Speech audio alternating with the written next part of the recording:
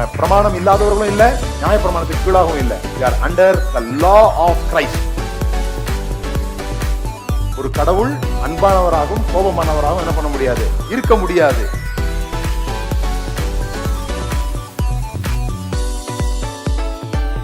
பாவத்தை வியாதியாக பார்ப்பதுதான் சுவிசேஷத்தை சரியாக புரிந்து கொள்ள உதவும்.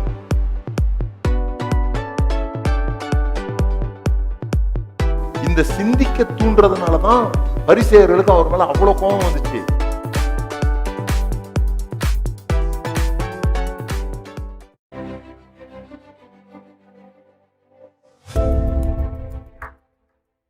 என்னுடைய பல வருட ஊழியத்துல இந்த குடும்ப பிரச்சனையில அடிக்கடி நான் சந்திக்கிற ஒரு விஷயம் என்னன்னா, என் மேல இவங்க அன்பாவே இல்லை அப்படின்னு ஒருத்தர் சொல்லவும், அதுக்கு மற்றவர் அப்படிலாம் இல்லை, நான் அவங்க மேல ரொம்ப அன்பா இருக்கிறேன், ஆனா அதை அவங்க புரிஞ்சுக்கவே மாட்டேன்றாங்க, எவ்வளவு அன்பு செலுத்தினாலும் அவங்களுக்கு புரிய மாட்டேங்குது அப்படின்னு சொல்லுவாங்க.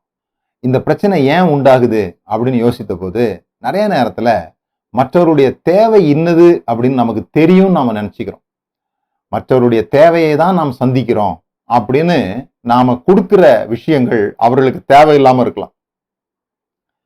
இப்போ ஒருவருக்கு என்ன தேவையோ அதை நாம கொடுக்காம நமக்கு இதுதான் அன்புன்னு நினைச்சுக்கிட்டு நாம் அதை தொடர்ந்து செய்து கொண்டே இருக்கும் பொழுது அவர்களுக்கு அதிருப்தி தான் உண்டாகுது. எனக்கு ஒரு கார் இருக்குது, அந்த காருக்கு தாகம் எடுத்தா பெட்ரோல் ஊத்துறேன், எனக்கு தாகம் எடுத்தா தண்ணி குடிக்கிறேன். எனக்கு தாகம் எடுக்கும்போது தண்ணி தானே தேவைப்படுதுன்னு அதுக்கு தாகம் எடுக்கும்போது நான் தண்ணீர் ஊற்ற முடியாது. அது பெட்ரோல் ஊத்துனா நல்லா ஓடுதே, அப்ப நான் கூட நல்லா ஓடணும்னா பெட்ரோல் குடிக்கணும் போல இருக்குதுன்ட்டு நான் பெட்ரோல் குடிக்க முடியாது. அது உண்டாக்கப்பட்டிருக்கிற விதம் வேறு, நான் உண்டாக்கப்பட்டிருக்கிற விதம் வேறு. ஆகவே என்னுடைய தேவைகள் வேறு, அதனுடைய தேவைகள் வேறு. அதுபோல ஆணும் பெண்ணும் வித்தியாசமா உண்டாக்கப்பட்டிருக்கிறதுனால இவர்களுடைய தேவை வேற, அவர்களுடைய தேவை வேற என்பது நமக்கு புரியணும். என்னை எது திருப்தி செய்கிறதோ அதை நான் மற்றவர்களுக்கு செய்யும் போது அது அவர்கள் திருப்திப்பட்டு விடுவார்கள் என்று நான் நினைக்க கூடாது.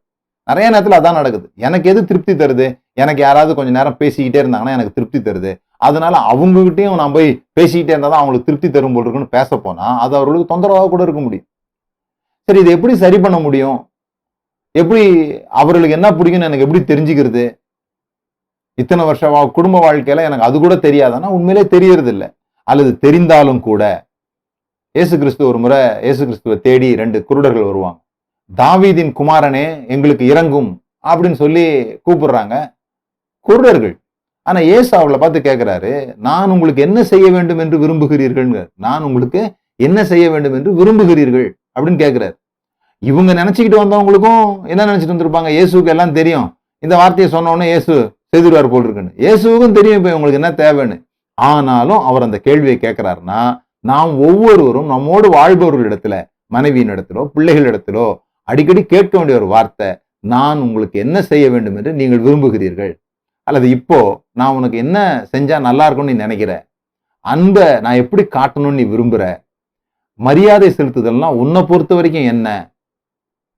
இப்ப நான் செய்யணும்னு நீ நினைக்கிற எந்த விஷயத்த நான் செய்யாம இருக்கிறேன்?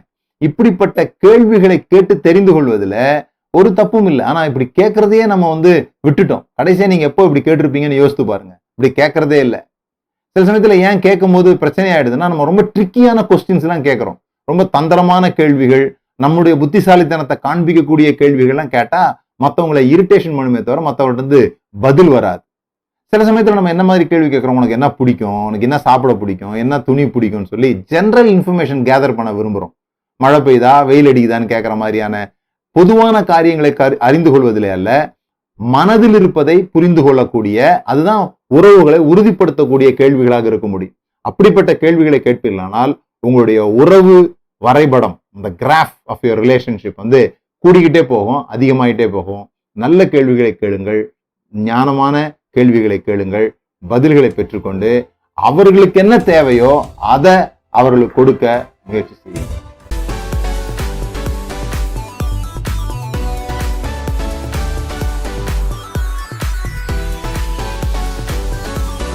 நாம பிரமாணம் இல்லாதவர்களும் இல்ல, நியாய பிரமாணத்துக்கு கீழாகவும் இல்ல. we are under the law of Christ. ஒரு கடவுள் அன்பானவராகவும் கோபமானவராகவும் என்ன பண்ண முடியாது, இருக்க முடியாது.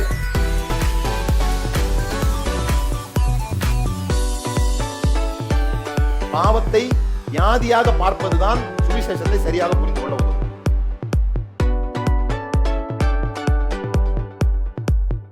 இந்த சிந்திக்க தூண்டுறதுனாலதான் பரிசேயர்களுக்கு அவர் மேல அவ்வளவு கோபம் வந்துச்சு.